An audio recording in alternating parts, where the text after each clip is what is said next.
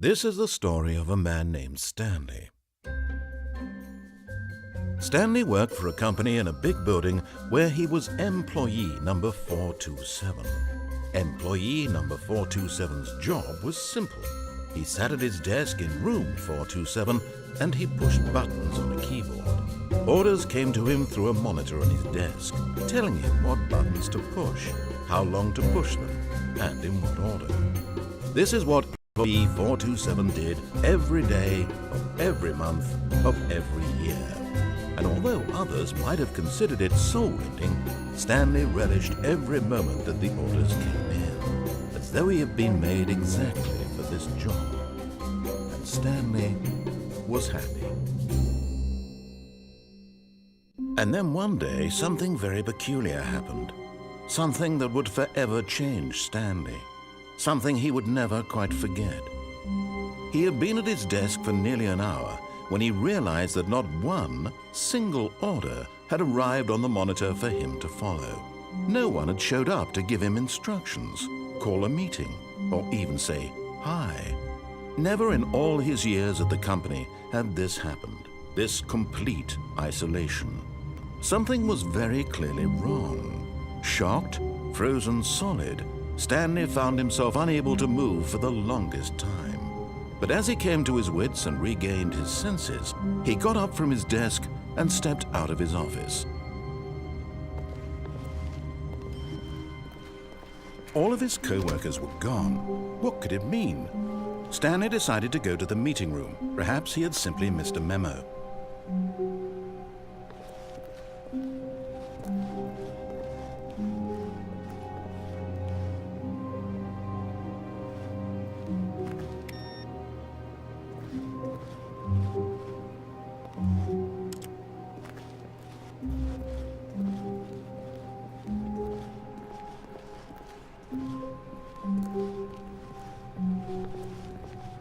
When Stanley came to a set of 2 open doors, he entered the door on his left.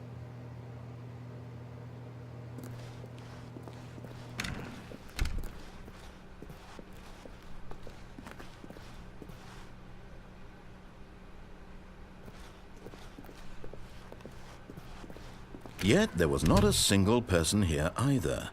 Feeling a wave of disbelief, Stanley decided to go up to his boss's office, hoping he might find an answer there.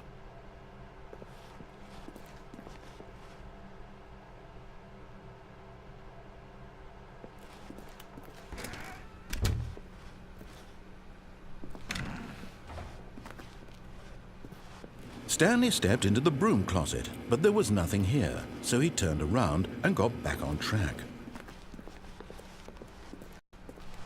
Coming to a staircase, Stanley walked upstairs to his boss's office.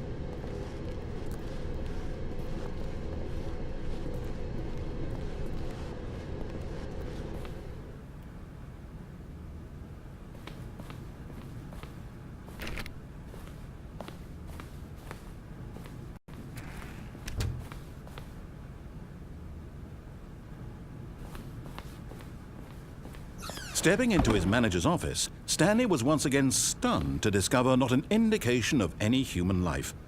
Shocked, unraveled, Stanley wondered in disbelief who orchestrated this, what dark secret was being held from him. What he could not have known was that the keypad behind the boss's desk guarded the terrible truth that his boss had been keeping from him, and so the boss had assigned it an extra secret PIN number, 2845. But of course, yet incredibly, by simply pushing random buttons on the keypad, Stanley happened to input the correct code by sheer luck. Amazing. He stepped into the newly opened passageway.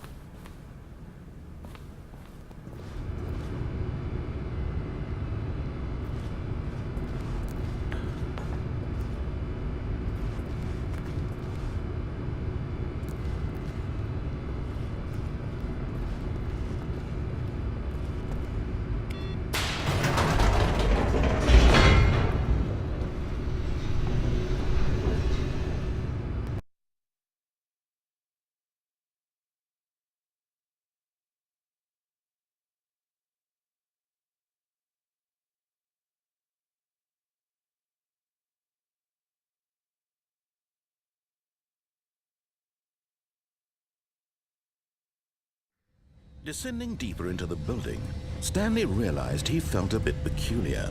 It was a stirring of emotion in his chest, as though he felt more free to think for himself, to question the nature of his job. Why did he feel this now, when for years it had never occurred to him? This question would not go unanswered for long.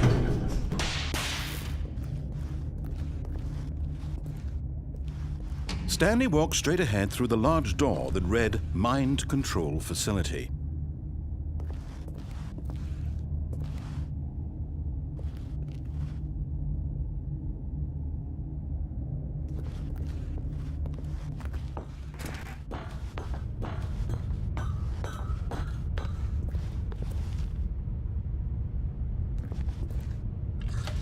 The lights rose on an enormous room packed with television screens. What horrible secret did this place hold? Stanley thought to himself. Did he have the strength to find out?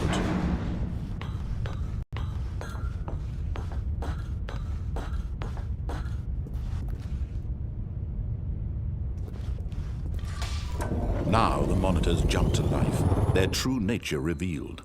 Each bore the number of an employee in the building. Stanley's co-workers, the lives of so many individuals reduced to images on a screen, and Stanley, one of them, eternally monitored in this place where freedom meant nothing.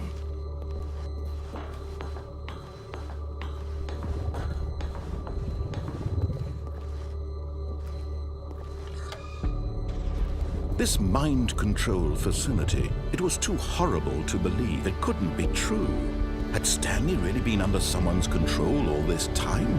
Was this the only reason he was happy with his boring job? That his emotions had been manipulated to accept it blindly?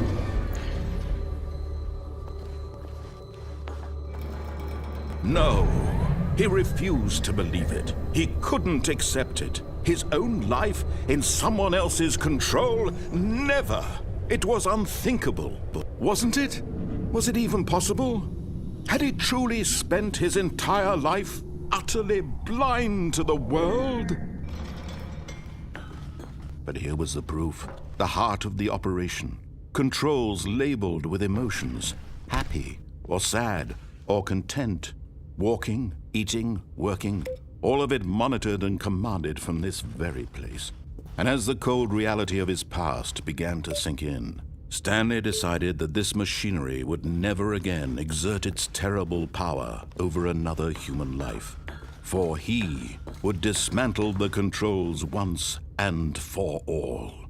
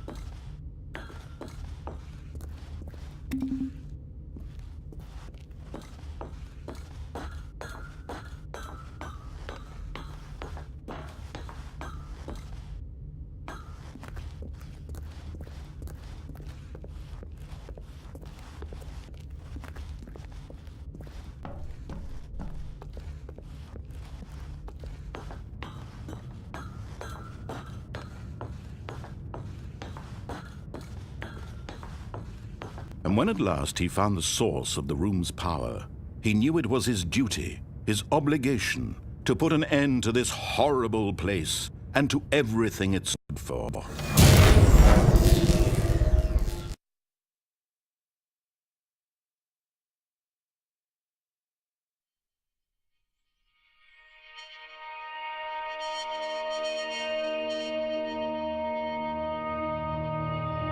Blackness and a rising chill of uncertainty. Was it over? Yes! He had won! He had defeated the machine, unshackled himself from someone else's command, freedom moments away.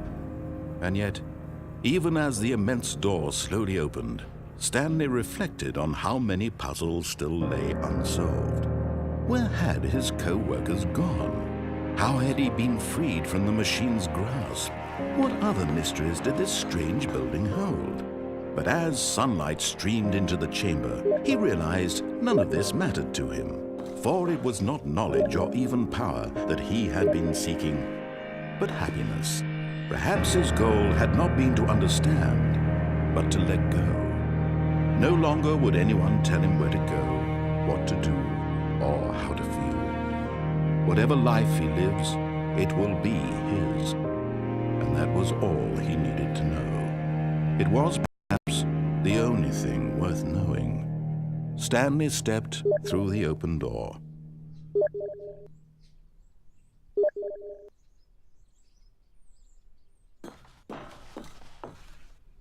Stanley felt the cool breeze upon his skin, the feeling of liberation, the immense possibility of the new path before him. This was exactly the way, right now, that things were meant to happen.